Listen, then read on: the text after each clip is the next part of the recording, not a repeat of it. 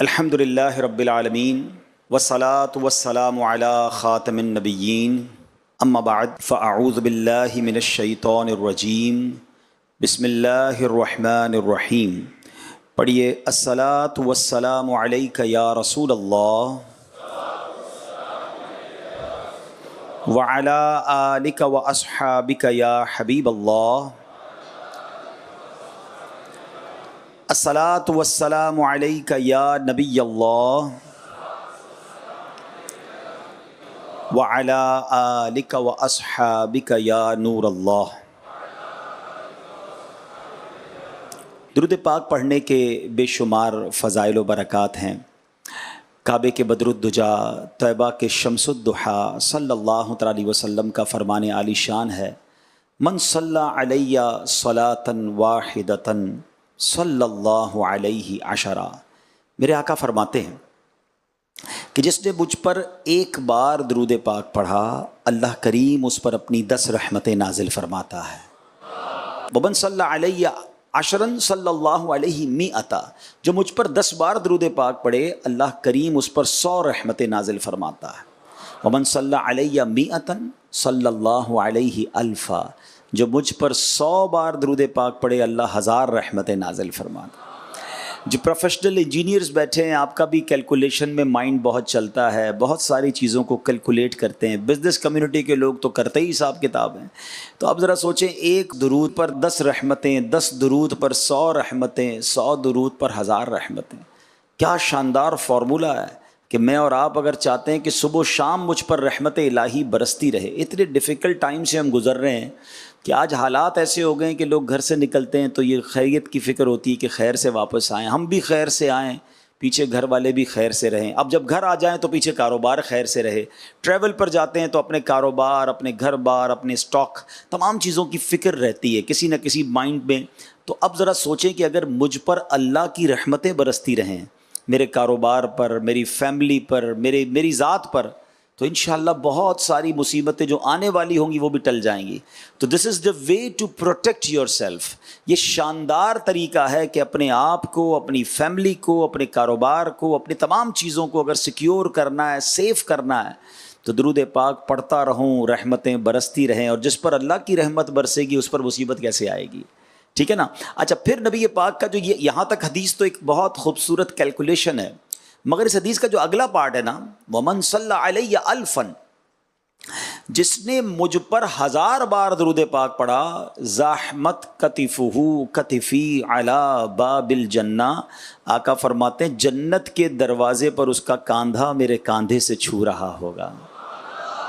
آپ مہربانی کی انتہا دیکھیں کہ مجھے نبی پاک اپنے پیچھے ہی جنت میں لے جائیں. غلام تو پیچھے ہی ہوتے ہیں نا. ہمارا تو نعرہ یہی تھا، باغ جنت میں محمد مسکراتے جائیں گے، پھول رحمت کے جھڑیں گے، ہم اٹھاتے جائیں گے، اور خلد میں ہوگا ہمارا داخلہ اس شان سے، یا رسول اللہ کا نعرہ لگاتے جائیں گے. تو ہمارا تو پہلے ہی ارمان یہ کہ بس سرکار کے پیچھے پیچھے چلے جائیں. مگر کرم بالائے کرم، مہربانی کیا ہے؟ آقا فرماتے جو 1000 بار درود پاک پڑھے گا جنت میں ایسے جائے گا کہ اس کا کاندھا میرے کاندھے سے چھو رہا ہوگا. کاندھا کس سے چھوتا ہے؟ امام صاحب اعلان کرتے ہیں نا، کاندھے سے کاندھا ملا لیجئے، صفحے درست کر لیجئے. ویری نیکسٹ ٹو می، جو بالکل میرے برابر میں ہوتا ہے، میرا کاندھا تو اس سے ٹچ ہو رہا ہے. اللہ اکبر. سرور کائنات کثرت سے درود پاک پڑھنے والے پر اتنی بڑی مہربانی فرمائیں گے. اب میرے کاروباری اسلامی بھائیوں، میرے انجینئر بھائیوں، پروفیشنل اسلامک بردرز، اب ہم سوچیں ہمارا کتنا ٹائم ہم فضول ضائع کرتے ہیں. اگر آپ کبھی اکیلے میں بیٹھ کر غور کریں نا، تو ہمارا روزانہ گھنٹوں جس میں ہم کچھ نہیں کر رہے ہوتے، نہ دنیا کا کوئی کام کر رہے ہوتے، نہ آخرت کا کوئی کام کر رہے ہوتے. چلے کاروبار کر رہے ہیں تو سمجھ بھی آ رہا ہے کہ بندہ جاب پہ بیٹھا ہے، کاروبار کر رہا ہے، آفس کا کام کر رہا ہے، واٹ ایور. کچھ بھی نہیں کر رہے ہوتے، فارغ ویلے، تھوڑی پنجابی کہتے ہیں نا ویلے بیٹھے ہیں. کیا بیٹھے بھائی؟ موبائل لے کے بیٹھے ہیں. کئی گھنٹے ہمارا موبائل فون ہم سے لے جاتا ہے، اور نہ جانے کتنا ہمیں بیزی کر دیا، اتنا بیزی کر دیا ہے کہ اب گھر والوں کے لیے بھی ٹائم نہیں ہے، آس پاس کے لوگوں کے لیے بھی ٹائم نہیں. ہمارے ساتھ بیٹھا ہوا کہیں اور ہے، ہمارے ساتھ موبائل پہ جو ہے وہ ہمارے ساتھ کنیکٹ ہے. ایسا نہیں ہونا چاہیے. ہمیں کچھ وقت موبائل کو، اب ایسا فیل ہوتا ہے مجھے کہ ہم اپنا کوئی ایسا ٹائم باندھیں کہ وہ ٹائم میرا بغیر موبائل کے ہوگا. اب میں کم از کم ان گھنٹوں میں موبائل کو ہاتھ نہیں لگاؤں گا، تو پھر انشاءاللہ ہم بہت ساری عبادتیں، مطالعہ، اپنی ذات میں بہتری لا سکیں گے. ورنہ تو اتنا انوالومنٹ، وہ کہتے ہیں نا ہمارے پاکستان میں ایک سے کئی بار زیادہ ہوا ہے، کبھی کوئی ایسی دن آتا ہے تو موبائل فون بند کر دیے جاتے ہیں. تو ایک بار موبائل فون بند ہو گیا پورا دن، تو کراچی میں پورا دن موبائل فون بند تھا. تو ایک صاحب کی میں نے سوشل میڈیا پر پوسٹ پڑھی کہ بڑے دنوں بعد آج اپنے گھر والوں سے ملاقات ہوئی ہے اور پتہ چلا اچھے لوگ ہیں. یعنی اپنے ہی گھر والوں سے ملاقات ہی نہیں ہوتی، کیونکہ اب گھر تو جاتا ہوں روز، مگر میں گھر جاتا ہوں میرے ہاتھ میں موبائل، بچوں کی امی کے ہاتھ میں، بچے ایوری بڈی از بیزی ان دی موبائل. ہم گھر میں رہ کر بھی باہر ہیں، گھر میں رہ کر باہر والوں سے رابطے میں، گھر والوں سے رابطے میں نہیں ہیں. آپ کو پتا ہے ایک فینومینا، ایک باقاعدہ اس پر کام ہو رہا ہے دنیا میں. ایک ریسٹورنٹ کے بارے میں نے پڑھا امریکہ میں کہ انہوں نے اب اچھا ہم لوگ ہمارے یہاں ہمارے وطن میں ہمیں بس وہ والی کروانی ہے جس میں وائی فائی ہونا چاہیے، ٹرین وہ چاہیے جس میں وائی فائی ہونا چاہیے، ہم نے کھانا کھانے وہاں جانا ہے جس ریسٹورنٹ میں وائی فائی. ہم الٹا اپنے آپ کو اتنا انوالو کر بیٹھے، اب دنیا اتنا اس کو استعمال کر بیٹھی کہ اب الٹا چل رہے ہیں. اب ریسٹورنٹ والے کہتے ہیں ہمارے ریسٹورنٹ میں کھانا کھانا ہے تو موبائل نہیں چلے گا، اور اس کی بڑی پیاری وجہ انہوں نے بیان کی. وہ کہتے ہیں ہم چاہتے ہیں آپ آ کر ہمارا کھانا کھائیں اور اس کو ٹیسٹ کریں، نہ کہ آپ یہاں آ کر بھی موبائل میں لگے رہیں، پتہ ہی نہیں چلے گا ہم نے کیسا بنایا ہے. اب اس بات کو سمجھنا ہو نا، تو کبھی کبھی ہوتا ہے ایسا کہ بندہ لنچ کر رہا ہے، گھر والوں نے کھانا لگایا، فون کان پہ، کھانا کھا لیا، فون چل رہا ہے. کھانا کھانے کے بعد پتہ ہی نہیں ہوتا کہ کیا کھایا، کیسا تھا. گھر والوں نے پوچھا کھانا کیسا، پتہ نہیں، ٹھیک تھا، صحیح تھا، پتہ ہی نہیں، کیونکہ ذائقہ تو جب آئے گا نا جب آپ کھانے پر توجہ دیں گے. یعنی کسی بھی چیز پر توجہ نہیں ہے، توجہ ہے تو اب صرف موبائل ساری توجہ ہماری لے جا رہا ہے. تو ٹرائی ٹو انڈرسٹینڈ، ہمیں اسی دنیا میں رہ کر اپنی آخرت کی تیاری بھی کرنی ہے. We don't get any extra time. مجھے اور آپ کو کوئی الگ سے ٹائم نہیں ملے گا کہ بھائی 50-60 سال پہلے کاروبار، جاب، فیملی، دنیا کو ٹائم دے دو، مزے کر لو، اب یہ 5 سال آخرت کو ٹائم دے دو. نہیں، نو بڈی نوز، ہمیں پتہ ہی نہیں ہوگا، کسی کو نہیں پتا ہوتا. مرنے سے پہلے کسی کو ایک لمحہ پہلے پتہ نہیں ہوتا کہ اگلا لمحہ میں زندہ ہوں یا نہیں ہوں. جبھی تو وہ شعر سنا ہے نا، آگاہ اپنی موت سے کوئی بشر نہیں، سامان 100 برس کا ہے، پل کی خبر نہیں. ہمیں تو پل کا نہیں پتا ہے، تو پھر کیوں نہیں کرتے آخرت کی تیاری. اللہ ان اوقات سے بچا لے کہ جو اوقات ضائع کرنے والے ہیں. اللہ کرے کہ ایک ایک سانس کی ہمیں قدر نصیب ہو جائے.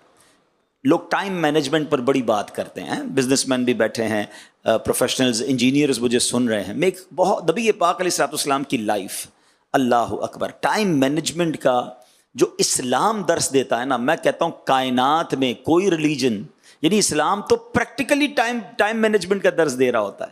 جتنی ٹائمنگ کے ساتھ ہماری عبادتیں ہیں، مجھے بتائیے کہ ہمارا تو سارا کا سارا نظام ہی ٹائمنگز پہ ہے. نماز کا وقت شروع ہو گیا، جب تک وقت شروع نہیں ہوگا آپ نماز نہیں پڑھ سکتے. 1 منٹ پہلے بھی نماز پڑھی تو نماز نہیں ہوگی، 1 منٹ بعد نماز پڑھی، ٹائم ختم ہو گیا، پھر نماز نہیں ہوگی. افطار پورا دن بھوکے ہیں، 1 منٹ پہلے افطار، چند سیکنڈ پہلے افطار کر لیا تو روزہ گیا. اور جیسے ہی افطار کا وقت ہوگا پھر افطار کریں گے. یعنی ہماری نماز، ہمارے روزے، ہماری عبادات کس قدر ٹائمنگ کے ساتھ ہے. بڑی باتیں کرتے لوگ، میں نے بھی دنیا دیکھی ہے کہ جناب دنیا میں جائیں بڑا ٹائم ٹیبل ہے، لوگ بڑے وقت کے پابند ہیں، ٹرینیں، جہاز، ایوری تھنگ ٹائم پہ آتی ہے. میں دنیا کے بہت سارے ملکوں میں ٹرینوں میں، جہازوں میں، پانی کے جہازوں میں، سب میں سفر کر کے دیکھ لیا. یقیناً ٹائم کا بڑا وہاں پر نظام ہے، مگر کبھی کبھی ایسا ضرور ہوتا ہے کہ جب موسم خراب ہو، طوفان ہو، فاگ ہو، سنو فال ہو، تھوڑا بہت وہاں بھی ٹائم میں فلائٹ کینسل ہو جاتی ہے، لیٹ ہو جاتی، سب ہو سکتا ہے. آؤ میں بتاتا ہوں اسلام میں ٹائم کی کیسی پابندی ہے. آندھی آئے، طوفان آئے، پوری دنیا میں جب اذان کا وقت ہوتا ہے مؤذن اس وقت ٹائم پہ اذان دیتا ہے. آپ دنیا کی کسی مسجد میں چلے جائیں، 99.99% باہر بارش ہو رہی ہے، طوفان ہو رہا ہے، نماز جماعت کا جو وقت ہے امام صاحب ایگزیکٹلی اسی ٹائم پہ جماعت کو کھڑا کر دیتے ہیں. ارے اتنی بڑی تعداد میں ٹائم مینجمنٹ ہے. مسجدوں کی تعداد تو اٹھاؤ، جماعت کتنی ہوتی ہیں، اذانیں کتنی ہوتی، کروڑوں دنیا میں اگر جماعت ہو رہی ہیں، ہر جماعت ٹائم پہ ہو رہی ہے، ہر اذان ٹائم پہ ہو رہی ہے. اللہ اکبر. بلکہ لوگ کہتے ہیں ٹائم مینجمنٹ کے ساتھ ڈسپلن ہونا چاہیے. आओ मैं बताता हूं इस्लाम डिसिप्लिन कैसा सिखाता है। इस्लाम सिखाता जरूर है, हाँ, अगर हम मुसलमानों के अंदर डिसिप्लिन ना आ सका तो उसका भी रीजन यही है कि हम प्रैक्टिसिंग अगर मुसलमान बन जाते, हम 5 वक्त के नमाजी बन जाते। बड़ी खूबसूरत बात पिछले दिनों निगरानी शूरा से एक शख्स बता रहे थे कि एक बंदा कहता है मेरा बहुत ज़्यादा टाइम जो है ना गड़बड़ है, मेरी लाइफ बड़ी बिखरी हुई है, मैं अपनी चीज़ों को सेटल डाउन नहीं कर पाता। जिनको ये फील होता हो कि यार मेरी चीज़ें सीधी नहीं हो रही, मेरे काम पूरे नहीं हो रहे, निगरानी शूरा ने फरमाया सारी बातें छोड़ो, 5 वक्त बाजमात नमाज पढ़ना शुरू कर दो, तुम्हारा पूरा दिन सिस्टम में आ जाएगा। क्योंकि जब आप सिस्टम से नमाज पढ़ना शुरू कर देंगे ना, फजर के वक्त नमाज के लिए मस्जिद में आएंगे, जोहर के वक्त आएंगे, टाइम के मुताबिक आएंगे, आपकी हर खाने में, हर कहते हैं बॉक्स में आपकी चीज़ रहना शुरू हो जाएगी और पूरी चीज़ें जो है सीधी होना शुरू हो जाएंगी। वो इसको इस तरह समझिएगा कि एक छोटा बच्चा था, अपने वालिद के पास आया, वालिद साहब को कहा अब्बू मुझे कुछ काम दीजिए। बच्चा होता है ना बाज़ औक़ात काम नहीं करने देता, मुझे अब्बू कुछ बात करनी है, कुछ काम करना है या आपके साथ खेलना है। अब्बू कुछ काम में मसरूफ़ थे, तो उन्होंने क्या किया, दुनिया का एक नक्शा लिया और उसके 5-6 टुकड़े किए ना फाड़ के, और कहा बेटा जाओ इसको जोड़ के ले आओ। उन्होंने कहा बेटा आप कम से कम घंटे 2 घंटे के लिए गया, मैं अपना काम निपटा लूँगा। वो 5-7 मिनट के अंदर जो है वो दुनिया का नक्शा जोड़ के ले आया। कहा अब्बू और कोई काम बताएं। बोला पहले ये बताओ कि दुनिया का नक्शा इतना जल्दी, क्योंकि उसके लिए तो पूरी दुनिया का नक्शा मालूम होना चाहिए, ये कैसे जोड़ा? तो कहता अब्बू मैंने दुनिया का नक्शा नहीं जोड़ा, इसी पेपर के पीछे जो है ना एक बंदे की तस्वीर बनी हुई थी, आपने 5 टुकड़े करके मुझे दिए, मैंने पीछे देखा तो बंदा बना हुआ था, मैंने बंदे के नाक आंखें कान जोड़े तो पीछे बंदा भी ठीक हो गया, पीछे दुनिया का नक्शा भी ठीक हो गया। तो इससे सीखने को क्या मिला कि अगर हम सारे ठीक हो जाए ना तो सारा निज़ाम ठीक हो जाएगा। मसला यह है कि हम बाज़ औक़ात निज़ाम पर बहुत बात करते हैं, अरे जनाब मुसलमानों के अंदर डिसिप्लिन नहीं है, मुसलमानों के टाइम मैनेजमेंट नहीं। अरे इस्लाम में तो है ना, हम फॉलो करें इस्लाम को, हम इस्लाम के उसूलों को फॉलो कर लें। हमसे ज़्यादा टाइम मैनेजमेंट और डिसिप्लिन कोई नहीं सिखाता। मुझे बताएं ना, दुनिया में बहुत सारे मज़ाहिब हैं, हर मज़हब हर कौम के अलग अलग उनके इबादत और जनाब बड़ा डिफरेंशिएट है लोगों में, मगर हमारे यहाँ क्या है, एक ही सफ़ में खड़े हो गए महमूद व अयाज, ना कोई बंदा रहा ना कोई बंदा नवाज। कई बार आपके ऑफिस में हुआ होगा कि प्यून होता है, बज़ाहिर वो प्यून है या बज़ाहिर वो बहुत लो कैटेगरी की जॉब करने वाला है, मगर वो शरीयत का पाबंद है, और जब नमाज का टाइम होता है तो बॉस सफ़ में खड़ा होता है और वो इस्लामी भाई इमाम बन जाता है।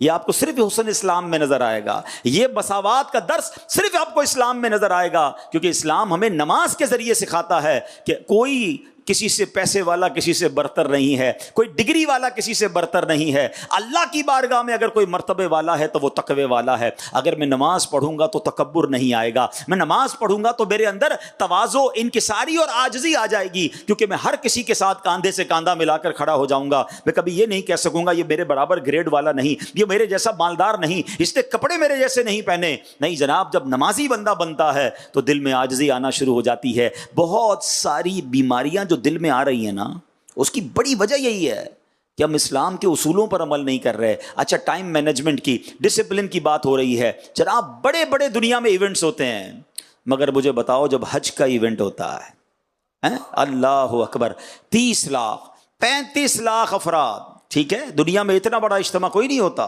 सब टाइम के साथ मूव कर रहे होते हैं। ये मिना का वक्त है, everybody has to be in मिना। ये अरफात का वक्त है, हर किसी ने अरफात में पहुंचना है। ये रात मुज़दलिफ़ा में गुजारनी है, हर किसी ने, यानी लाखों लोग टाइम के साथ डिसिप्लिन के साथ मूव कर रहे होते हैं। ये वक्त है जमरात की रमी का, ये वक्त है तवाफ़ुज़ ज़ियारा का, ये वक्त है जनाब सई का। अल्लाह अकबर, जितनी टाइम, जितनी मैनेजमेंट, जितना डिसिप्लिन इस्लाम सिखाता है। खाली खाली दूसरों की बातें करके इंस्पायर हो रहे होते हैं, खामा खाई दूसरों की बातें करके हम डीमोरलाइज हो रहे होते हैं। अल्लाह अकबर, मेरे दीन पर हम अमल पैरा हो जाएं और दीन के उसूलों पर अमल करें और जानें, हमें कोई इंस्पायर नहीं कर सकता। हम खामा खाई दूसरों की बातें करके बाज़ों का डीमोरलाइज हो रहे होते हैं। अरे जनाब, दूसरों के अखलाक बड़े अच्छे हैं, फ़लाँ कौम के अंदर बड़ी इंसानियत है। अल्लाह अकबर, मैंने उस नबी का कलमा पढ़ा है जो जानवरों के हुकूक भी बयान करते हैं, जो पौधों के हुकूक भी बयान करते हैं। अल्लाह अकबर, मेरे आका की शान तो यह है, एक बार वज़ू फरमा रहे थे, कोई बिल्ली करीब आई, नबी पाक ने देखा उसे प्यास लगी है, अपना बर्तन मेरे आका ने आगे कर दिया। اسلام تو یہ درس دیتا ہے. ہم کیوں دوسری قوموں کو سن کر انسپائر ہو رہے ہوتے ہیں؟ ہم نے چونکہ اپنے دین کو نہیں پڑھا، ہم نے نبی پاک کی سیرت کو نہیں پڑھا، سرکار دو عالم علیہ الصلوۃ والسلام کی تعلیمات کو نہیں پڑھا. اگر ہم سنت رسول پر عمل کرنے والے، اسلام کے اصولوں پر عمل کرنے والے بن جائیں تو زندگی بڑی آسان ہو جاتی ہے. سرکار دو عالم علیہ الصلوۃ والسلام کی ایک حدیث میں پیش کرنا چاہتا ہوں. وہ کہتے ہیں نا، کوزے میں دریا کو بند کر دینا. ہاں، نبی پاک کی باتیں، اللہ اللہ حضور کی باتیں. شاعر کہتے ہیں نا، اللہ اللہ حضور کی باتیں، مرحبا رنگ و نور کی باتیں، اللہ اللہ حضور کی باتیں، مرحبا رنگ و نور کی باتیں، چاند جن کے ضیاء لیتا ہے اور تارے سلام کہہ. حضور کی باتیں، اللہ اکبر. اچھا، ایک اور خوبصورت بات، سرکار دو عالم علیہ الصلوۃ والسلام کے جملے، حدیثیں سارے ہی با کمال ہیں، مگر جس دور میں سرور کائنات تشریف لائے نا، یہ بڑی سمجھنے والی بات ہے.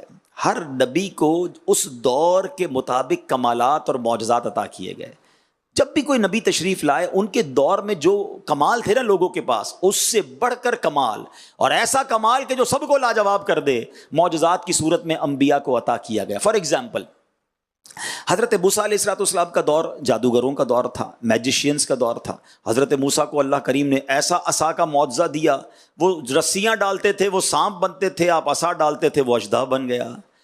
حضرت عیسیٰ علیہ السلام کا دور تھا تو وہ جناب ڈاکٹروں کا دور تھا، میڈیکیشنز کا دور تھا، لوگ علاج دریافت کر چکے تھے، مگر ان کے پاس مرنے والے کو زندہ کرنے کا علاج نہیں تھا، کوڑی کے مرض کا علاج نہیں تھا، مادرزاد اندھے کو وہ آنکھ والا نہیں کر سکتے تھے. اللہ نے حضرت عیسیٰ کو وہ کمال دیا کہ آپ مادرزاد اندھے کی آنکھوں پر دم کرتے تھے، وہ آنکھ والا ہو جاتا تھا. مردے کو کہتے کم باذن اللہ، وہ کھڑا ہو جاتا تھا، وہ لاجواب ہو جاتے تھے. تو جیسا نبی ویسے کمالات، جیسا دور ویسے معجزات. ٹھیک ہے، سرور کائنات علیہ الصلوۃ والسلام کو جو دور تھا نا، ویسے تو میرے آقا کو جتنے اس پچھلے نبیوں کو معجزات دیے گئے، ان تمام معجزات کا ٹوٹل دیا گیا، بلکہ کچھ ایکسٹرا ایکسکلوسیو خصائص کبریٰ بھی عطا کیے. مگر اسپیشل جو دور تھا نا عرب کا، جس دور میں نبی پاک آئے، وہ فصاحت و بلاغت کا دور تھا. ان کو بڑا ناز تھا اپنی زبان پر، انٹلیکچوئل لوگ تھے اور ان کے تو درمیان مقابلے ہوتے تھے. اچھا، لینگویج کے، اشعار کے مقابلے، چلے آج بھی آپ کہیں گے مشاعرے ہوتے ہیں جناب، لوگ اپنی کتابیں لکھ کر ایگزیبیشن کرتے ہیں، مگر اس زمانے میں صرف لینگویج کے اعزاز میں مقابلے نہیں ہوتے تھے، بلکہ جو جنگیں ہوتی تھی نا، وہ تلواروں کے ساتھ ساتھ اشعار کے ذریعے بھی جنگیں ہوتی تھیں. یعنی دشمن ایک دوسرے کے خلاف اشعار لکھ کر حملے کرتے تھے. معاذ اللہ، کفار نبی پاک کی گستاخی کر کر اشعار لکھتے تھے، اور صحابہ کرام یہاں سے آقا کی نعتیں لکھ کر جواب دیا کرتے تھے. حضرت عبداللہ بن رواحہ، حضرت حسان بن ثابت، سبحان اللہ، یہ نعت خواں، نعت گو شاعر تھے. بلکہ خود نبی پاک حضرت عبداللہ بن رواحہ سے فرماتے ہیں، عبداللہ تمہارے اشعار دشمنوں کے لیے تیر کی مانند ہیں. یہ آقا کی ایسی شان بیان کرتے نبی پاک فرماتے تمہارے اشعار انہیں تیر کی طرح لگ رہے ہیں. تو نعت خوانوں تمہیں مبارک ہو، نعت پڑھنے والوں آپ کو مبارک ہو. یہ صحابہ کا طریقہ ہے، کنفیوز نہ ہوا کرو. اور نعت سننا یہ تو خود نبی پاک کا طریقہ ہے. تو اب یہ وہ دور تھا، ایوری بڈی دیٹ ٹائم بہت بڑے بڑے انٹلیکچوئل لوگ تھے اور ان کو اپنی زبان پر بڑا ناز تھا. اچھا، اس کو تھوڑا اور ایلوبریٹ کر دیتا ہوں اور سمجھا دیتا ہوں کہ عرب کے لوگوں کو کتنا اپنی زبان پر، جس کو کہتے ہیں نا زوم کہہ لیں، اپنی زبان پر ناز کہہ لیں، کہ عرب جو عربی بولنے والے وہ کیا کہلاتے ہیں؟ ذرا بتائیے. عربی کہلاتے ہیں نا، کیا کہلاتے ہیں؟ اچھا، جو ہم ہیں عربی نہیں ہیں، ہم کیا کہلاتے ہیں؟ عجمی. ٹھیک ہے، کتنا مزے سے آپ نے بتا دیا عجمی. آپ کو معنی پتہ ہے عجمی کا؟ عجمی کہتے ہیں گونگے کو. ہاں، ہم جتنے عجمی ہیں نا، ایکچولی عرب کے لوگوں کا یہ دعویٰ ہے کہ عربیوں کو بولنا آتا ہے، باقی دنیا عجمی ہے، گونگے ہیں. یہ ہم سارے اپنے، ابھی آپ نے سب کہا ہم عجمی ہیں، تو واقعی ایسا ہی ہے. زبان وہی ہے اور اس کے اندر فصاحت بھی بڑی ہے. تو اس زمانے میں بھی وہ ایک تو سارے عربی اور عربیوں کا بھی وہ لیول تھا. اچھا، اب پھر نبی پاک علیہ الصلوۃ والسلام کا دور اور سرکار دو عالم علیہ الصلوۃ والسلام اس دور میں آئے. اب ایک اور خوبصورت بات بھی بتاتا ہوں. اب مثال کے طور پہ اب مجھے آج بیان کرنا تھا، میں اپنی مثال دیتا ہوں. مجھے آج میرا بیان بڑا چیلنجنگ ہے کہ مجھے کہا گیا کہ آپ نے آن لائن انجینئرز بھی سنیں گے آپ کو اور سامنے تاجران بھی سنیں گے. اب یہ دونوں طبقے اپنے علاقے کے ماہر ہوتے ہیں، وہ انجینئر ہیں، بڑے پڑھے لکھے ہیں، تاجران تو پورے ملک کو چلا رہے ہوتے ہیں. تو اب مجھے ان دونوں چیزوں کو ذہن میں رکھ کے تیاری کرنی پڑی کہ یار ٹاپک ایسا لینا ہے کہ جو دونوں کو کور کرے، ٹھیک ہے نا. اچھا، اب مجھے تو صرف پاکستان میں رہنے والے تاجران یا انجینئرز میں بات کرنی ہے. اب نبی پاک علیہ الصلوۃ والسلام کو ان لوگوں سے گفتگو فرمانی تھی کہ جو اپنے زمانے کے عربی کے ماہرین ہیں، انٹلیکچوئلز ہیں، اچھا کفر پر ہیں، بتوں کی پوجا کرنے والے ہیں. ان کو سمجھانا بھی ہے، اللہ کی طرف بلانا بھی ہے، اور ان کی عربی جو ہے اس کے مطابق ان سے بات کرنی ہے. تو کتنی تیاری کرنی پڑتی لاجیکلی، تو پتہ نہیں کتنی کتابیں پڑھنی پڑتی، کتنے ٹیچر ہائر کرنے پڑتے. مگر ایک اور شان دیکھو کہ میرے آقا کسی مدرسے میں نہیں گئے، نبی پاک نے کسی کتاب کا مطالعہ نہیں کیا، نبی پاک نے کسی انسٹیٹیوٹ کو جوائن نہیں کیا، پیارے آقا کا کوئی استاد بھی نہیں ہے. نبی پاک کا ایک خوبصورت نام امی بھی ہے. اب یہ بھی بڑی عشق والی بات ہے. عشق کا ترجمہ اور ہے اور بے ادبوں نے ترجمہ اور کیا ہے. عام آدمی کے لیے امی کہا جائے تو اس کا معنی ہوتا ہے ان پڑھ، بے پڑھا ہوا ہے، اور نبی پاک کے لیے ترجمہ کیا جائے تو اس کا معنی بنے گا دنیا میں کسی سے نہیں پڑھے. میرے آقا نے دنیا میں کسی سے نہیں پڑھا، اللہ نے اپنے حبیب کو براہ راست علم عطا فرمایا ہے. الرحمن علم القرآن، رب نے براہ راست اپنے حبیب کو ایسا علم عطا فرمایا کہ جب نبی پاک ان لوگوں کے سامنے گئے نا، پہلے تو وہ جانتے تھے کیونکہ پیارے آقا مکے میں ہی بڑے ہوئے تھے، نبی پاک کی ساری زندگی ان کے سامنے گزری تھی، وہ جانتے تھے انہوں نے کوئی کتابیں نہیں پڑھی، کوئی بہت بڑا علم حاصل نہیں کیا، کسی استاد کے پاس نہیں گئے، یہ ہم سے کیسے بات کریں گے. اللہ اکبر، جب نبی پاک نے گفتگو شروع کی تو حال کیا ہوا پوچھو بریلی کے تاجدار سے. وہ کہتے ہیں آقا میں نثار تیرے کلام پر، ملی یوں تو کس کو زبان نہیں. حضور بڑے بڑے زبان والے آئے، مگر نبی پاک نے جب گفتگو شروع کی میں نثار تیرے کلام پر، ملی یوں تو کس کو زبان نہیں. وہ سخن ہے جس میں سخن نہ ہو، وہ بیاں ہے جس کا بیاں نہیں. آقا تیرے آگے یوں ہیں دبے لچے. فصحاء عرب کے بڑے بڑے انٹلیکچوئل سامنے بیٹھتے تھے، they were shocked. ان کی زبان، ان کے منہ میں زبان ہی نہیں بچتی تھی کہ یہ الفاظ کہاں سے آ رہے ہیں، یہ فساد کہاں سے آ رہی ہے، یہ گفتگو کیسی ہے. وہ کہتے ہیں تیرے آگے یوں ہیں دبے لچے. فصحاء عرب کے بڑے بڑے، کوئی جانے منہ میں زبان نہیں بلکہ جسم میں جان نہیں. آقا گفتگو فرماتے وہ حیران ہو جاتے. اب میں آپ کے سامنے ایک ایسی حدیث رکھنا چاہتا ہوں جو ہم سب کے لیے چند جملے ہیں مگر زندگی گزارنے کا فارمولہ میرے آقا نے عطا فرمایا. گویا دریا کو کوزے میں نہیں، سمندر کو کوزے میں میرے آقا نے عطا فرما دیا. اس ایک حدیث پر کئی بیانات ہو سکتے ہیں، کئی کتابیں لکھی جا سکتی ہیں. سنو سرور کائنات صلی اللہ تعالی علیہ وسلم کیا فرماتے ہیں. آقا علیہ الصلوۃ والسلام نے یوں سمجھیے آج میں تاجروں کو بھی اور انجینئرز کو بھی ایک بہت خوبصورت ٹائم مینجمنٹ اور زندگی کو کس طرح گزارنا ہے نبی پاک کی ایک ہی حدیث سے سمجھانے کی کوشش کروں گا. آقا فرماتے ہیں اغتنم خمسن قبل خمسن. نبی پاک فرماتے ہیں 5 چیزوں کو 5 چیزوں سے پہلے غنیمت جانو. ہیں کون سی 5 چیزیں؟ اب میں بتاؤں گا آپ کو. 5 چیزوں کو، یعنی وہ 5 ہونے والی ہوں، اس سے پہلے 5 کو غنیمت جانو. آقا فرماتے ہیں شبابک قبل حرمک، جوانی کو بڑھاپے سے پہلے غنیمت جانو. جتنے جوان مجھے سن رہے ہیں نا، بوڑھا ہونا، پتہ نہیں بوڑھا ہونا نصیب میں ہے بھی کہ نہیں، لیکن بوڑھے ہونے سے پہلے جوانی کو غنیمت جانو. آقا فرماتے ہیں وصحتک قبل سقمک، فرماتے صحت کو بیماری سے پہلے غنیمت جانو. پھر فرمایا وغناک قبل فقرک، مالداری کو فقیری سے پہلے غنیمت جانو. آقا فرماتے ہیں وفراغک قبل شغلک، فراغت کو، شغل مشغول ہونے سے پہلے غنیمت جانو. اور پھر فرمایا وحیاتک قبل موتک، زندگی کو موت سے پہلے غنیمت جانو.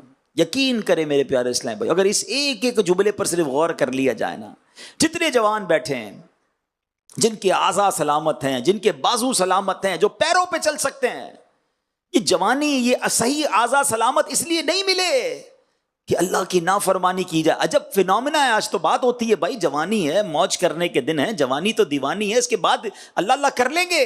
نہیں جناب، جوانی اللہ نے اس لیے نہیں دی ہے. پوچھو بوڑھوں سے ہیں، کئی بزرگ آپ کو ملیں گے کہتے بہت دل چاہتا ہے روزے رکھنے کو، اب صحت ساتھ نہیں دیتی ہے، اب ہمت نہیں ہے، اب پیروں پہ کھڑے نہیں ہو سکتے، تراویح نہیں پڑھ سکتے. سنو، بڑھاپا آ جائے گا نا، پھر بہت ساری چیزیں یاد آئیں گی کہ یار میں بھی بھاگ دوڑ کرتا، میں بھی دین کی خدمت کرتا، میں بھی کوئی علم دین حاصل کرتا. تو اگر جن کے پاس آزاد سلامت تندرستی ہے، جوانی ہے، غنیمت جانو اس کو. ہاں، جوان کی توبہ یہ ولیوں کا شیوا ہے، نصیب والوں کو جوانی میں توبہ ملتی ہے. ایک حدیث پاک اور ہے، پیارے آقا علیہ السلام نے اس میں ڈیفائن کیا ہے کہ وہ خوش نصیب جن کو اللہ کے عرش کا سایہ قیامت کے دن ملے گا نا، وہ ایک طویل حدیث ہے، 7 قسم کے لوگ. اس میں ایک یہ بھی قسم بیان کی کہ وہ نوجوان جن کی جوانی عبادت میں گزری. اب غور کرے ہماری جوانی کیسے گزر رہی ہے. جو جوانی میں گناہ کر رہے ہیں، اللہ کو ناراض کر رہے ہیں، نہ کرو ایسا. اللہ اکبر.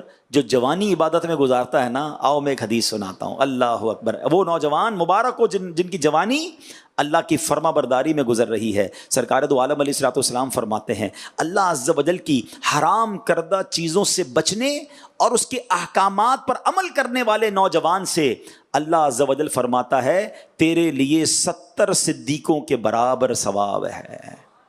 آئے ہائے، اللہ ہمیں ایسا بنا دے کہ جوانی گناہوں میں نہیں، اللہ کی فرما برداری میں گزرے. ایک اور خوبصورت بات سنو، کمال کی حدیث ہے. وہ نوجوان جن کو اللہ نے خوبصورت بنایا ہو، وہ نوجوان جو اب مالدار بھی ہوں، اللہ کریم فرماتا ہے، اللہ عز و جل اپنی مخلوق سے، حدیث پاک میں ہے، اللہ فرماتا ہے، نبی پاک علیہ الصلوۃ والسلام نے فرمایا، حضرت عبداللہ ابن مسعود اس حدیث کے راوی ہیں کہ اللہ عز و جل اپنی مخلوق میں اس خوبرو نوجوان کو سب سے زیادہ پسند فرماتا ہے کہ جس نے اپنی جوانی اور حسن و جمال اللہ کی عبادت میں صرف کیا.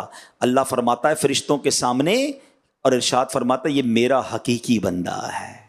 اللہ فرشتوں کے سامنے اس نوجوان پر فخر فرماتا ہے. اگر اللہ نے حسن و جمال دیا ہے، اللہ نے جوانی دی ہے، یہ 2 چیزیں جس کے پاس ہونا، اب گناہ بڑھ بڑھ کر آتے ہیں، اب شیطان بڑھ بڑھ کر آتا ہے کہ مجھ سے اس سے گناہ کروا لوں. اے میرے پیارے اسلامی بھائیوں، یہ امتحان ہے کہ اب اپنے آپ کو بچانا ہے گناہوں سے، اب اپنے آپ کو حرام کاموں سے بچانا ہے. اللہ اکبر. ایک بزرگ کے بارے میں آتا ہے 100 سال کے ہو گئے، آنکھیں آئی سائڈ اوکے، سننے کی طاقت بالکل زبردست، بولنے کی طاقت بالکل ٹھیک، دانت بھی سلامت، باڈی اسٹرانگ. لوگوں نے کہا حضرت اس عمر میں تو کان، آنکھ، ناک، زبان سب میں لڑکھڑاہٹ آ جاتی ہے، کمزوری آ جاتی ہے. You are perfect like a young man. یہ کیسے؟ کیا کمال کا جواب دیا ان بزرگ نے. وہ فرماتے ہیں میں نے جوانی میں اپنے باڈی پارٹ کو، اپنے اعضاء کو اللہ کی نافرمانی میں نہیں لگایا، اللہ نے بڑھاپے میں میرے اعضاء سلامت رکھ دیے. ہاں، بڑھاپا اچھا چاہتے ہو نا تو جوانی نیک گزارنا. اگر جوانی میں حرام کام کرنے ہیں نا تو بڑھاپے میں بعض اوقات انسان برباد ہو جاتا ہے. تو نہ کرے میرے پیارے اسلامی بھائیوں. میرے وہ نوجوان جو مجھے سن رہے ہیں، ابھی سن رہے ہیں، بعد میں سنیں، یہ یاد رکھنا کہ بڑھاپے سے پہلے جوانی کو غنیمت جانو. یہ جتنی نیکیاں کرنی ہے کر لیں جو بڑھاپے میں نہیں ہو سکیں گی. مفتی اعظم ہند مصطفیٰ رضا خان صاحب نوری لکھتے ہیں نا، عبادت کے یہی دن ہیں، بڑھاپے میں کہاں ہمت، جو کچھ کرنا ہے اب کر لو، ابھی نوری جوان تم ہو. اللہ کرے کہ یہ بات ہمیں سمجھ آ جائے. آگے چلتے ہیں. نبی پاک نے جو حدیث پاک کا دوسرا حصہ فرمایا، آقا علیہ الصلوۃ والسلام نے کیا فرمایا؟ کتنی خوبصورت بات کہ فرمایا وَصِحَّتَكَ قَبْلَ سَقَمِكَ. اپنی صحت کو اپنی بیماری سے پہلے غنیمت جانو. یہ جو میں چل پھر رہا ہوں، اٹھ بیٹھ رہا ہوں، اپنے ہاتھوں سے کھا رہے ہیں، اپنی مرضی سے واش روم جا رہے ہیں، یہ اس نعمت کا اندازہ ہے؟ اصل میں یہ بھی بڑا پرابلم ہے، ہمیں بہت ساروں کو صحت کی نعمت کا اندازہ ہی نہیں ہے.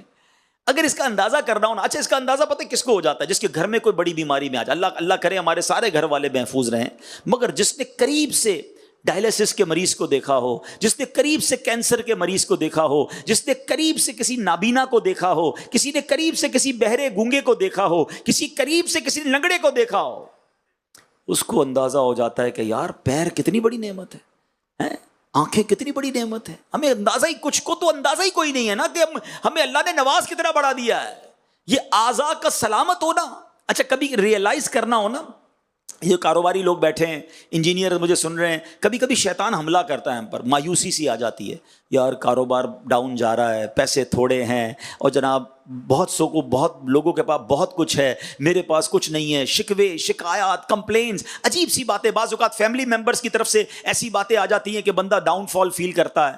کبھی ایسی کیفیت ہو نا تو اسکوٹر یا گاڑی نکالو اور کسی بھی اسپتال کے ایمرجنسی وارڈ میں چلے جائیں 2 گھنٹے کے لیے، آپ کو لگ پتا جائے گا کہ میں کتنا خوش نصیب ہوں، ہیں کیسے کیسے پیر کٹے ہوئے، ہاتھ کٹے ہوئے، نابینا ہیں، اتنی ایسی بیماریاں، یعنی پہلے تو ہم سنتے تھے کہ بڑی عمر کے لوگوں کو جا کے کینسر ہوتا ہے، اب تو نوجوانوں کو، بچوں کو بلڈ کینسر ہیں، 4 5 سال کے بچوں کو شوگر، انسولین لگ رہی ہے، 3 4 سال کے بچوں کا ڈائلسس ہو رہا ہے، اور میرے دونوں گردے سلامت۔ آپ بلیو نہیں کر سکتے، گردے فیل ہونا، اللہ معاف کرے، اللہ ہمارے دشمن کو بھی کبھی یہ بیماری عطا نہ فرمائے، پتہ ہی نہیں اللہ نے یہ گردے سلامت دیے کتنی بڑی نعمت ہے۔ ہمارے ایک بہت قریبی رشتہ دار کے دونوں گردے فیل ہو گئے تھے، میں ان کے ساتھ ملتا تھا نا، وہ پتہ کیا کہتے تھے، آپ صرف پانی پیتے ہو نا مجھے حسرت ہوتی ہے، کہتے میں پورے دن میں 1 گلاس پانی پی سکتا ہوں، ڈاکٹر نے کہا اس سے زیادہ پانی مت پینا، میں چسکی لے کے پانی پی کے پھر رکھ دیتا ہوں۔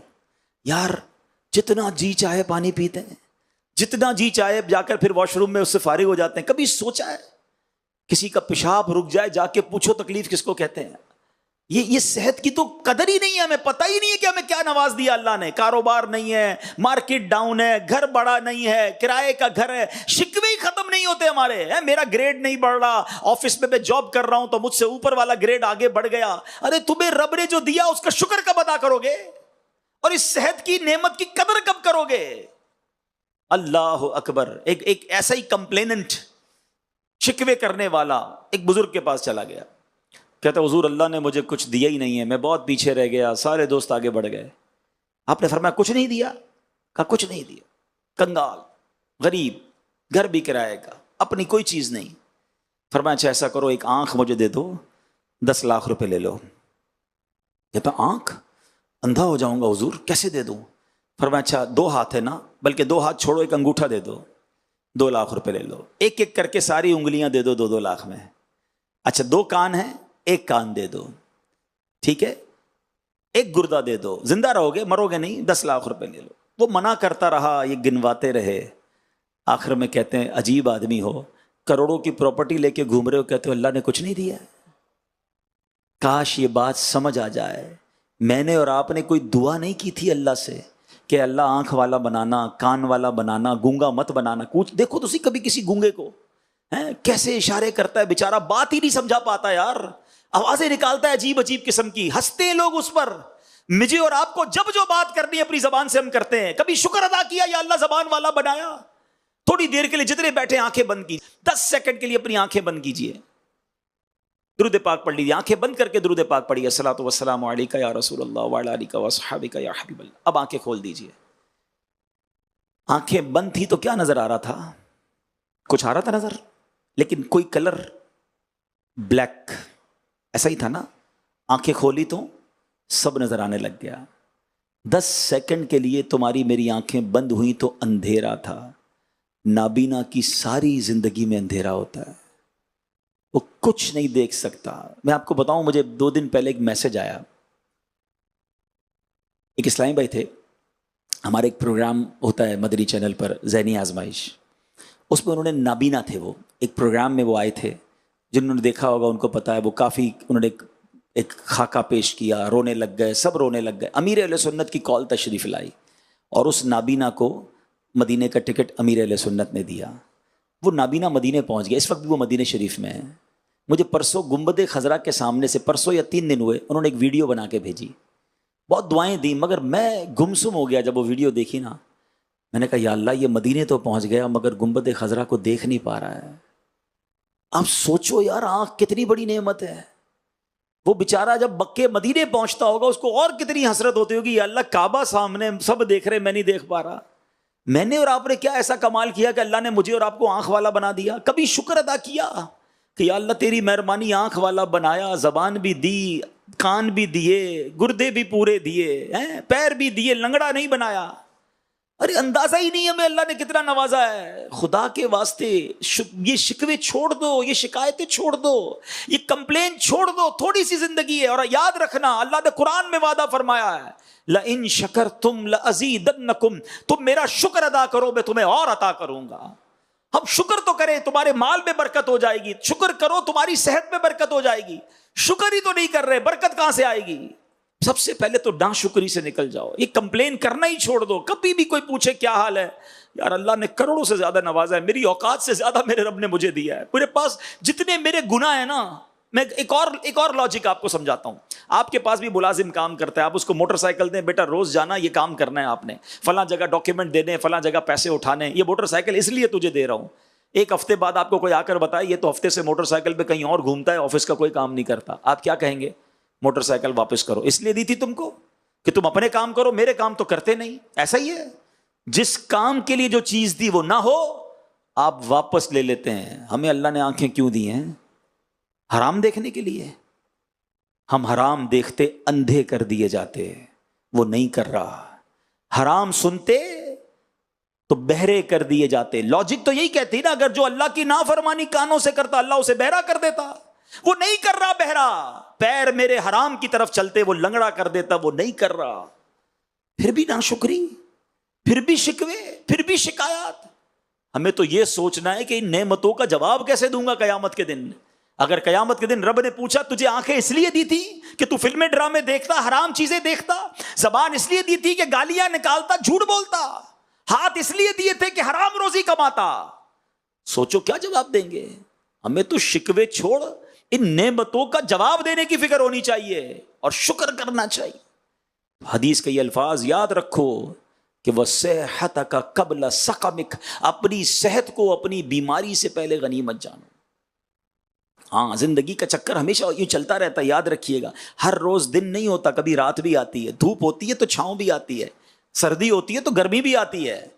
مسائل, زندگی کی جو گاڑی ہے نا یہ مسائل کے پہیوں پہ چلتی ہے. سدا کوئی صحت مند نہیں رہتا, بیماری کا کبھی نہ کبھی جھٹکا آتا ہے. تو جب آنے والا ہے یا اللہ نہ کرے آنا ہے تو try to take more good deeds. ابھی صحت ہے نا, زیادہ نیکیاں جمع کر لو نا. ابھی مدنی قافلوں میں سفر, ابھی تلاوت قرآن, ابھی زیادہ نوافل, ابھی صحت والے جو کام ہے بندہ کر لے, تاکہ اللہ نہ کرے زندگی کے کسی موڑ پر میں نہ کر پاؤں تو یہ ریگریٹ تو نہ ہو, یہ افسوس تو نہ ہو کہ یار جب صحت تھی پھر بھی نہیں کیا. بلکہ ایک اور مزے کی بات بتاؤں, کتابوں میں یہ لکھا, روایتوں میں یہ مضمون ملتا ہے کہ جو صحت میں عبادت کرتا ہے نا, جس کی روزے رکھنے کی عادت ہے, نوافل پڑھنے کی عادت ہے, نیکی کے کام کرنے کی عادت ہے, اور اگر وہ بیمار ہو جائے تو جو صحت میں نیکیاں کرنے کی عادت ہوتی ہے, بستر پر پڑھنے کی وجہ سے اس کو پھر بھی وہ ساری نیکیاں ملتی رہتی ہیں, کیونکہ اچھی عادتیں تھی نا. صحت میں ہی نماز چھوڑ دیتا تھا, جو صحت میں بھی روزے چھوڑ دیتا ہے, صحت میں ہوتے ہوئے جس کی جماعت قضا ہو جاتی ہے, جو فجر میں سوتا رہ جاتا ہے, اس کو کیا حال ہوگا؟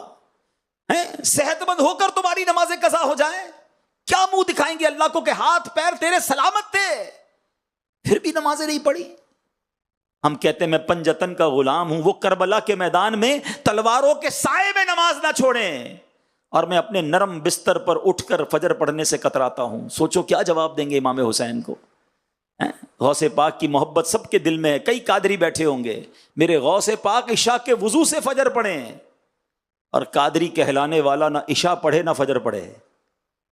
غوث پاک ایک ایک رات میں 1000 نفل پڑھیں, اور ادھر کئی قادری کہلانے والے جناب نوافل بھی نہیں, سنتیں بھی نہیں, واجبات بھی نہیں, کئیوں کے فرائض بھی قضا ہو جاتے ہیں. کاش بات سمجھ میں آ جائے. صحت کو بیماری سے پہلے غنیمت جانو.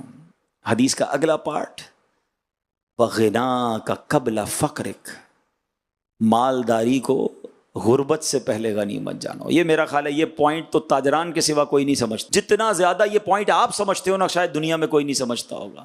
آپ نے اپنی مارکیٹ میں کئی واقعات دیکھے ہوں گے. زکوٰۃ دینے والا چند دنوں میں ایسا ہوتا ہے کہ زکوٰۃ لینے والا بن جاتا ہے. نہیں دیکھا آپ نے؟ کسی کی دکان پہ آگ لگ گئی, کسی کی گوڈاؤن میں آگ لگ گئی, کسی کے کوئی پیسے کھا گیا, کسی کا مال ڈوب گیا. ایسا قدرت کا چکر چلتا ہے, ایسا عروج کا زوال آتا ہے کہ بندہ حیران ہو جاتا ہے.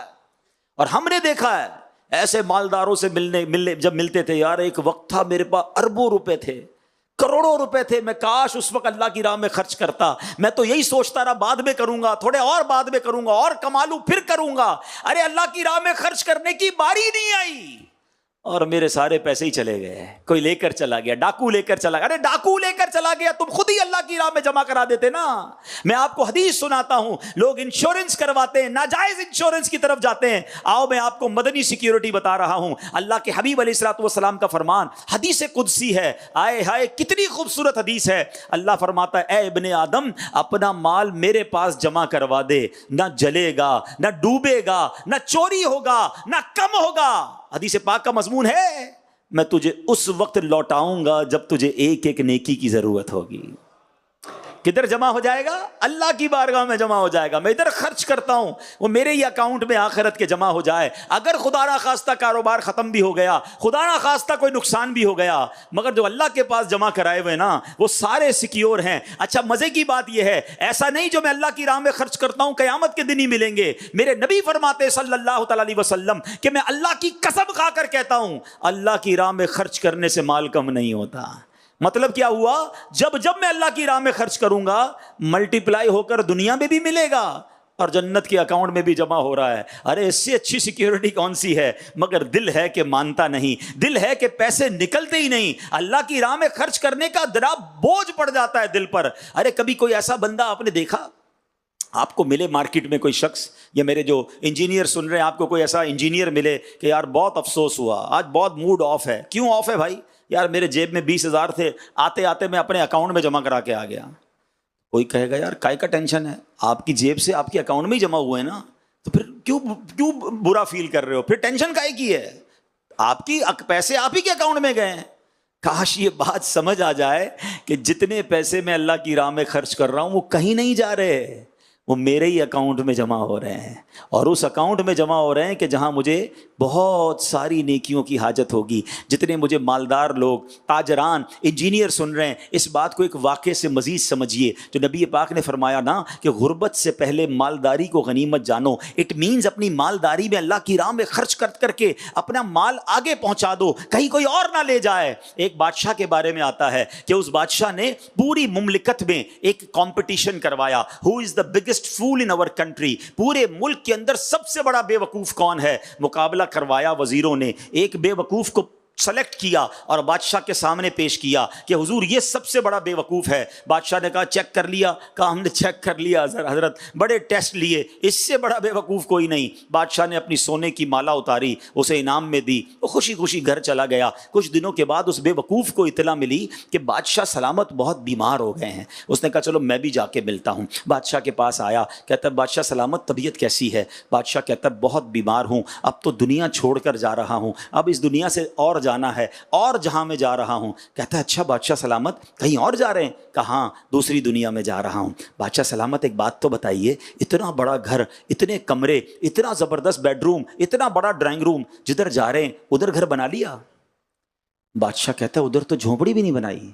کہا اچھا بادشاہ سلامت میں دیکھتا ہوں آپ کے آگے پیچھے خادم، خادمائیں، نوکر چاکر، جدھر جا رہے ہیں ادھر خادم بھیج دیا آپ نے؟ کہا ادھر تو ایک بھی خادم نہیں بھیجا. اچھا بادشاہ سلامت میں دیکھ رہا ہوں آپ کے پاس پیسے بہت ہیں، سونا چاندی زیور کیش، جدھر جا رہے ہیں ادھر پیسے بھجوا دیے؟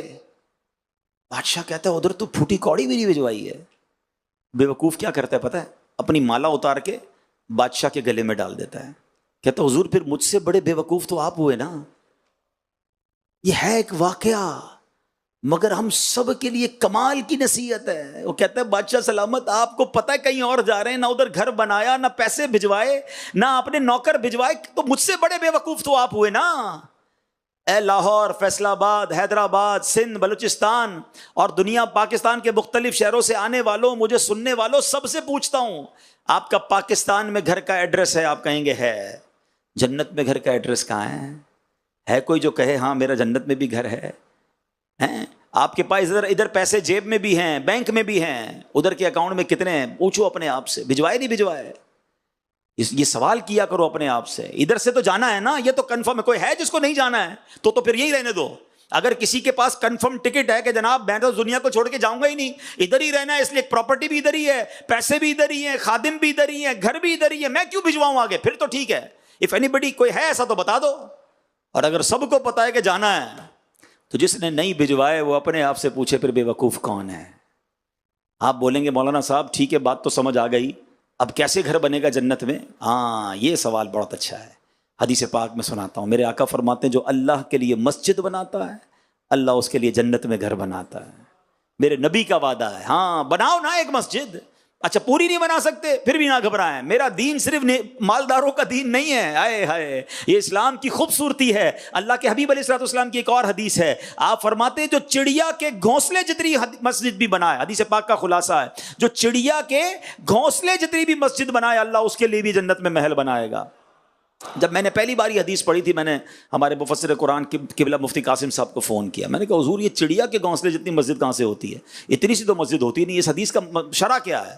آپ نے فرمایا جو چڑیا کے گھونسلے جتنا بھی حصہ مسجد میں ملا دے, یعنی ایک اینٹ بھی مسجد میں لگا دے گا اللہ اسے بھی جنت میں گھر عطا فرمائے گا. ہے نا, غریبوں کا بھی کام ہو گیا نا. لیکن دل چاہیے. اچھا اب امیر بولے میں 2 اینٹیں لگوا دیتا ہوں, یہ نہیں ہونا چاہیے.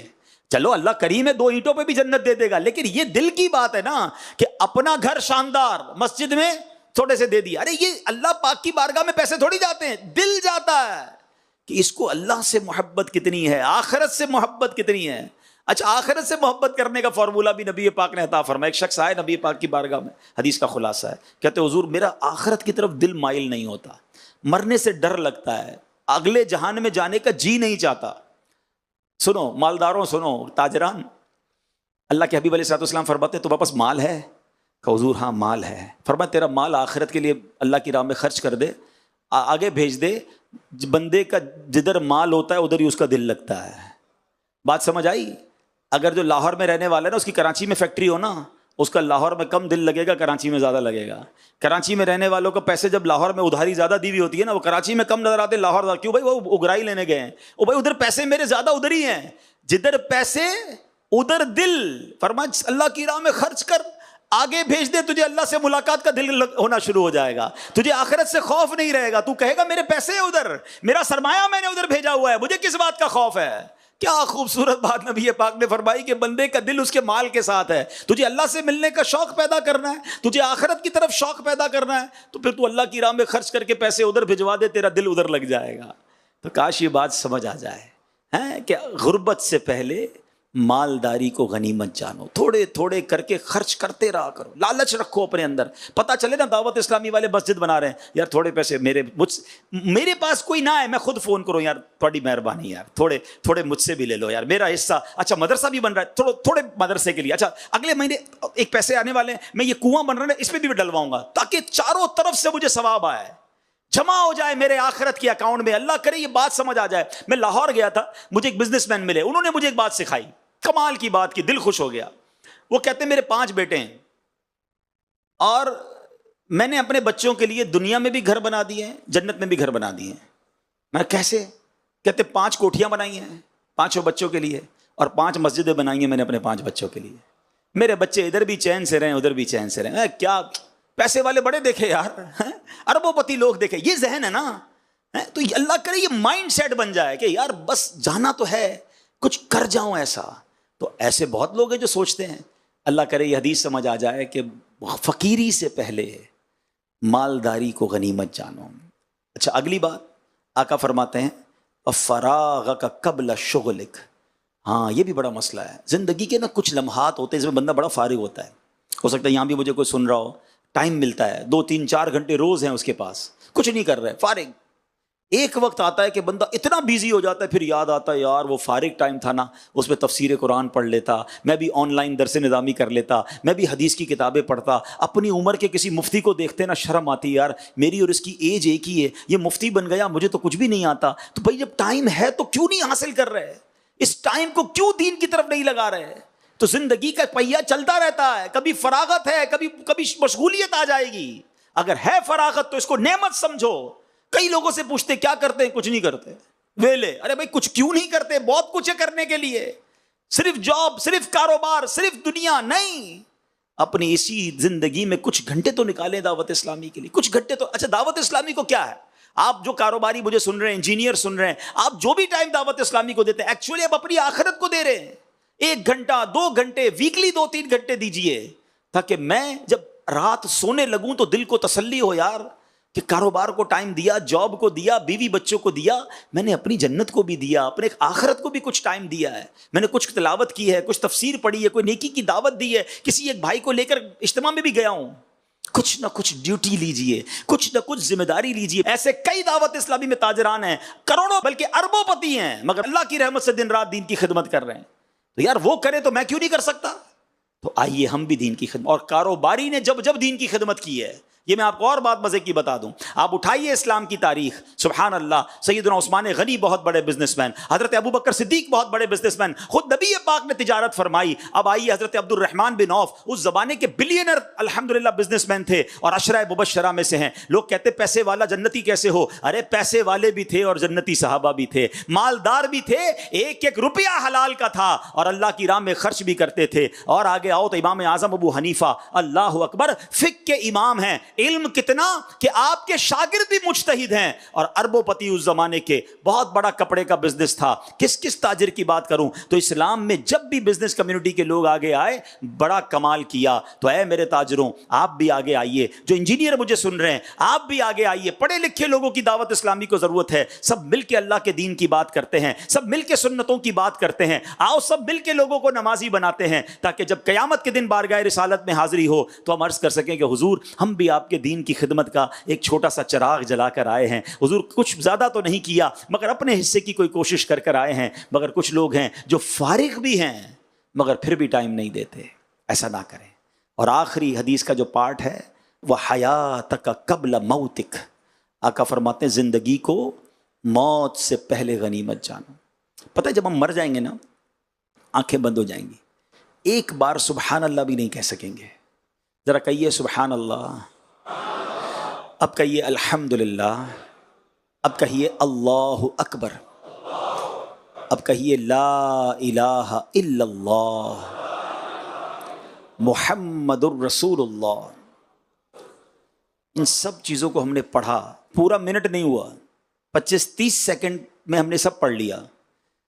کیا کر سکتے ہو دنیا میں 25-30 سیکنڈ میں؟ کتنے پیسے کما سکتے ہو؟ نہیں کما سکتے، مگر دیکھو میرے نبی کے سچے وعدے ہیں، جو ایک بار سبحان اللہ کہے جنت میں درخت لگ جاتا ہے، ایک بار الحمدللہ کہے جنت میں درخت، ایک بار اللہ اکبر کہے جنت میں درخت، ایک بار کلمہ پڑھو جنت میں درخت۔ ٹائم نہیں ہے، کدھر ہے پھر ٹائم؟ کیا کر رہے ہیں؟ مرنے کے بعد سبحان اللہ کے لیے ترسے گا بندہ، کہے گا یا اللہ واپس بھیج دے، ایک تسبیح پڑھ لوں، 2 رکعت پڑھ لوں، کوئی چانس نہیں ملے گا۔